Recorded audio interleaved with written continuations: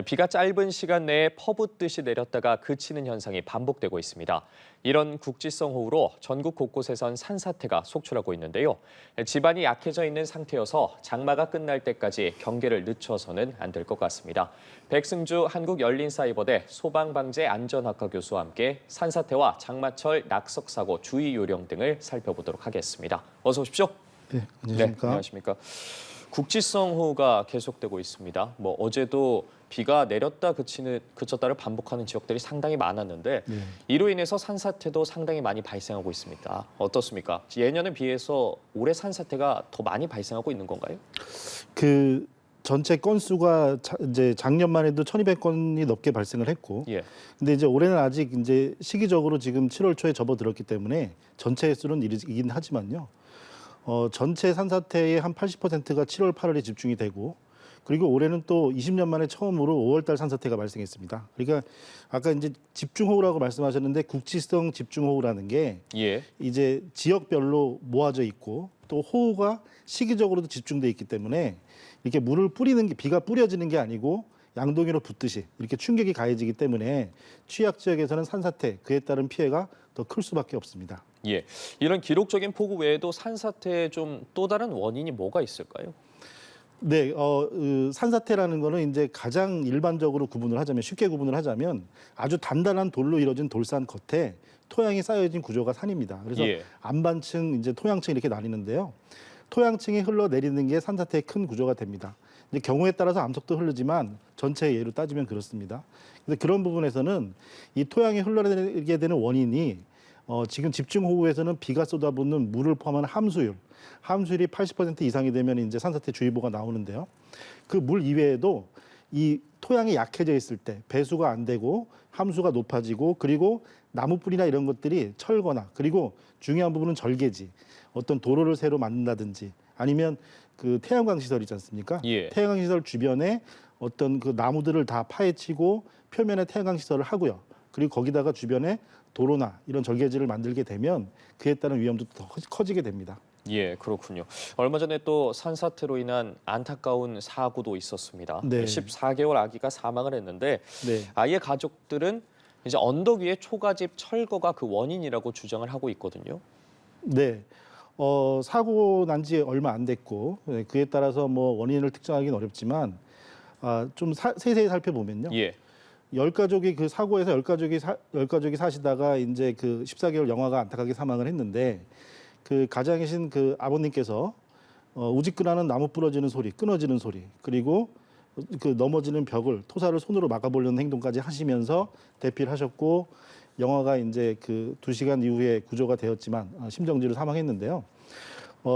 1년 전에 초가집을 철거했다고 합니다. 저도 현장에 가보진 않고 상황은 모르지만 초가집이라고 하니까 저도 되게 의아스럽습니다. 예. 우리나라에 지금 초가집이라고 하면 상식적으로 그에 따른 건축 허가나 철거 신고는 아마 안 했을 겁니다. 그리고 초가집 해체에 집중하지만 그 아버님 말씀에 따르면 배수로가 그 전에는 초가집에 살던 분들이 잘 관리를 했는데 그 윗지역의 배수로가 관리가 안 돼 있었다. 이 말씀을 또 전하시거든요. 그래서 산사태의 가장 중요한 그 배수, 함수율을 낮춰주는 배수가 좀 간접적인 그리고 또 직접적인 원인이 되지 않았나 좀 생각해 볼 수 있을 것 같습니다. 그러니까 산 또 아래 바로 자리한 주택들은 주변에 어떤 변화가 있는지 잘 살펴야 될 것 같거든요. 그렇습니다. 그러니까 이게 사실은 이게 산 아래 주택이 바로 있으면 국유지나 이렇게 관리가 되는 산 밑에 주택이 있으면 이제 산림청에서 산사태 취약 지역으로 하고 관리를 할 수 있는데 이런 경우처럼 어떤 대지가 있고 소유자가 다른 사람이죠. 그럼 그거에 따른 배수로나 토목공사는 그쪽에서 책임을 져야 되는 부분인데 예.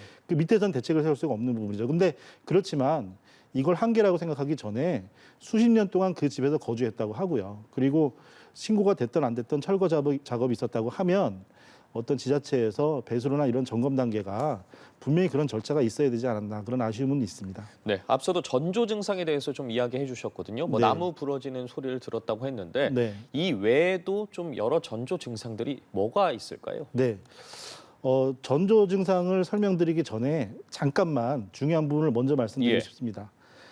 산사태에서 전조 증상 때 대피에 대한 의문을 많이 가지시는데 산사태는 분명한 거는 발생하면 늦습니다.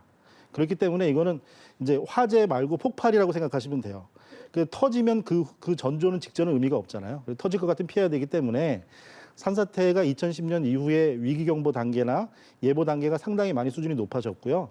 현재는 불과 2020년 이전에는 1시간 전 예보였습니다. 근데 올해부터 계속 그걸 강화해서 48시간 이전 예보를 하고 있거든요. 그래서 발생 전조 증상보다 예보 단계에서 대피가 유일한 해결책이다 이 말씀드리고요.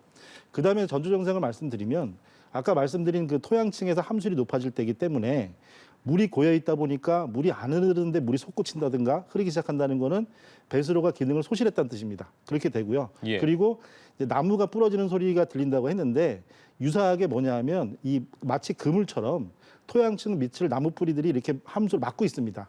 이렇게 움켜쥐고 있기 때문에 산사태가 안 나는데 이게 절개가 되면서 무너지기 시작할 때는 그 나무 뿌리가 끊어지는 소리가 들리거든요. 그게 꼭 나무 부러지는 소리처럼. 그래서 그렇게 표면에서는 나무가 기울기만 하더라도 땅 밑에서 뿌리가 끊어지는 소리, 그리고 물이 솟구치는 이런 게 전조지만 다시 말씀드리지만 대피 때 대피하시는 게 유일한 해결책이다. 그 말씀드립니다.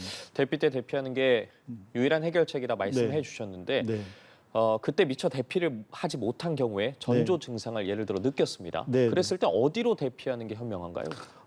그 함수율이 높은 상태에서 토양층이 흘러내리는 이 상황만 얘기를 한다고 하면 일단은 흘러내리는 방향에 수직 방향으로 가야지 피할 수가 있겠죠. 내려오는 속도는 이길 수가 없거든요. 흘러내리는 속도는. 그래서 수직 방향으로 옆으로 피하고 그리고 높은 곳이 무너지지 않은 높은 곳이 안전합니다. 네, 그래서 수직 방향과 옆 방향 높은 곳 말씀드립니다. 그러니까 높은 곳이라고 하면 산사태가 발생하는 위치가 있을 거 아닙니까? 네. 그렇다면 그 어느 쪽으로 가야 됩니까? 예를 들어서 거리라던가 그런 네. 부분이 좀 궁금하거든요. 그 산사태가 발생했을 때 흘러내리는 거를 이게 더 양이 많아지면 토성류라고 하는데요. 흙과 돌과 나뭇가지들이 마치 강이 흐르듯이 흘러내린다고 합니다. 예. 그런 상황을 예상을 하면 호우 때 수위가 높아져서 개천이 높아지거나 똑같은 거거든요. 육지로 하듯이 수직 방향으로 그 토성류 수직 방향으로 벗어나고요.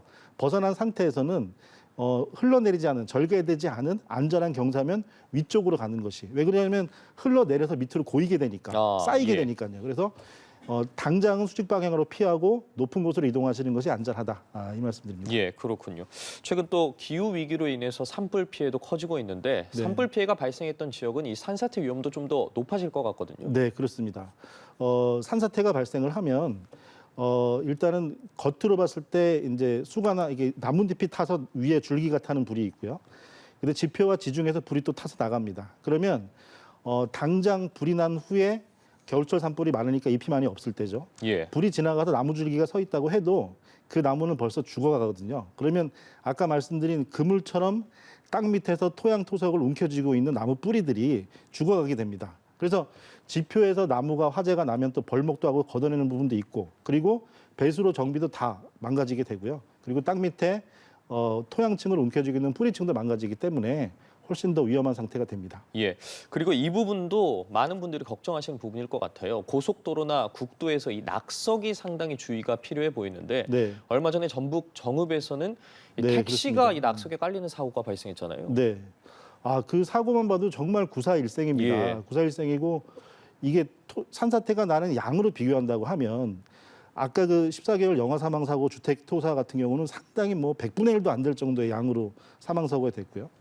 그리고 이번 그 택시가 그 산사태 같은 경우도 정말 천운으로 이게 오른쪽에 그 정읍 저수지가 있습니다. 화면 보시면 예, 정읍 지금 저수지가 영상에서 나오고 있고 있는데요. 지금 왼쪽에도 이렇게 내려왔는데 그 블랙박스하고 택시 기사님 증언을 보면 그 심야에 밤 11시 넘고 그때 가는 중에 지금 화면 보시면 돌멩이가 있어서 속도를 줄였다고 하시거든요. 그래서 이게 땅 위에 돌멩이가 있으니까 있어서 줄이는 순간에 흘러내린 거죠. 그러니까 예, 지금 주행 중에 갑자기 네. 멈춰서네요. 충돌이 있고. 맞습니다. 그래서 이게 흘러내리는 순간에 이제 먼저 바위들이 굴러떨어진 걸 보고 속도를 줄인 상태에서 왼쪽에 절벽에서 흘러내리는 암석을 반대편으로 피하신 건데 그게 또 토사량이 많았으면은 이게 호수로 들어가게 되겠죠, 차가. 예. 근데 딱 그 가운데 딱 걸쳐서 정말 다행히 인명사고가 나지 않는 그런 구사일생의 정말 그런 사고였습니다. 예, 인명 피해가 없어서 정말 다행이었는데 네. 이런 경우에는 뒤에 오는 차량 등 2차 피해도 좀 우려가 되거든요. 어떻게 네. 대처해야 될까요? 네, 그렇습니다. 여러 재난 상황이 있는데 이걸 묶어서 제가 3조 이론을 말씀드리고 싶습니다. 예. 자조, 상조, 공조해서 3조라고 하는데요. 자조, 상조, 공조요. 그래서 처음에 재난에 무슨 재난이든 맞닥뜨렸을 때는 나 자신부터 내가 구해야 되겠죠. 그리고 그 다음 단계가 되면 내 주변 사람, 승객이든 이렇게 구하게 되는데요. 그 다음에 공조 이렇게 신고를 하게 됩니다. 지금 저 상황에서 만약에 신고만 하고 아무런 조치를 안 하게 되면 이제 그 소방서나 경찰서에서 와서 어떤 조치를 할 때까지는 충돌이나 추가 사고가 있을 수가 있겠죠. 예. 그렇기 때문에 저런 산사태에서 지금 산사태가 안 나고 낙석 정도만 났다고 하더라도 낙석이 됐다는 것은 벌써 산사태 전조이기 때문에 해당 산, 둔덕 전반 후반에서 50m 이상씩은 차량 통립을 금지해야 되겠죠. 예. 통제를. 그런 부분에서 신고 이전에 뒤따라오던 차량들도 피할 수 있도록 그렇게 조치를 해주시는 게 통제를 해주시는 게 맞습니다. 저희가 보통 저런 경우에는 네. 트렁크를 열어서 위험을 좀 알리지 않습니까? 네네. 그 외에도 좀 취할 수 있는 조치가 있을까요? 저런 상황이 되면은 네. 사실 차에서는 좀 떨어져야 될 것 같거든요. 네.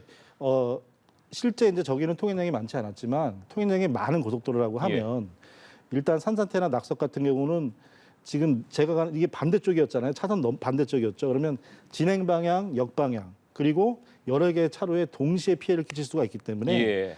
역시 혼자서 통제나 안전 신호를 할 수는 없겠죠. 그래서 말씀드린 대로 트렁크를 열어 비상등을 켜고 그다음에 안전삼각대를 전방 30m 전방에 펴놓고 그 이후에 또 주변 통행자분들한테 도움을 또 요청해야 됩니다. 반대편도 있으니까요. 그래서 좀 그렇게 적극적으로 하실 필요가 있는데 또 가장 먼저는 그 개개인의 안전이 최우선이다. 안전을 확실히 보장한 상태에서 구호 활동을 하실 필요가 있습니다. 예. 비가 멈춘 이후의 상황도 좀 살펴봐야 할 것 같은데 네. 비가 소강 상태에 접어든 이후에 잠시 짬을 내서 또 산행을 하시는 분들이 있으실 텐데 네. 이때 상당히 위험해 보이거든요. 그리고 그렇습니다. 실제로도 얼마 전에 원주 가막산에서 50대 남성이 사망하는 안타까운 사고가 있지 않았습니까? 네, 맞습니다. 이런 경우에 어떤 부분은 주의하고 산행에 임해야 될까요? 네.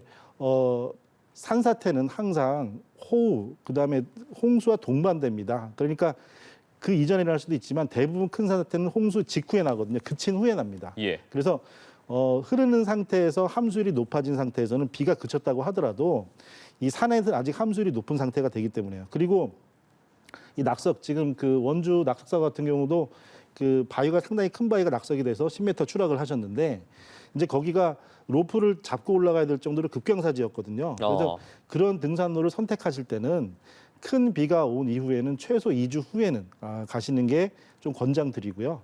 그리고 2주가 아니더라도 비가 왔을 때는 산행을 하실 때는 만약에 비가 오시고 일주일 후 정도 지나서 산행을 하신다. 그러면 최소한 경사가 낮은 포장도로가 있는 등산로를 선택하셔서 좀 하시기를 안전한 등산로를 결정하시기를 좀 부탁드리겠습니다. 예, 이번 주에도 또 많은 비가 예보돼 있기 때문에 이런 부분을 주의하셔서 행동하셔야겠습니다. 오늘 백승주 한국열린사이버대 소방방재안전학과 교수와 관련해서 짚어봤습니다. 말씀 고맙습니다. 감사합니다.